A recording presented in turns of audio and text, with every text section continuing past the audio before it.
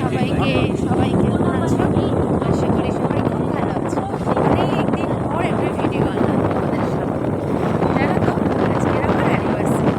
তাই ভাবলাম যে আমরা ফ্যামিলি বলতে আমি, আমার হাজবেন্ড আর আমার মেয়ে তিনজনে মিলে পুজো দিতে যাচ্ছি মহেশপুর, বাদু রোডের মহেশপুর বলে একটা জায়গা আছে, সেখানে তারা মায়ের মন্দির। জানো তো, তারা মাটা খুব জাগ্রত।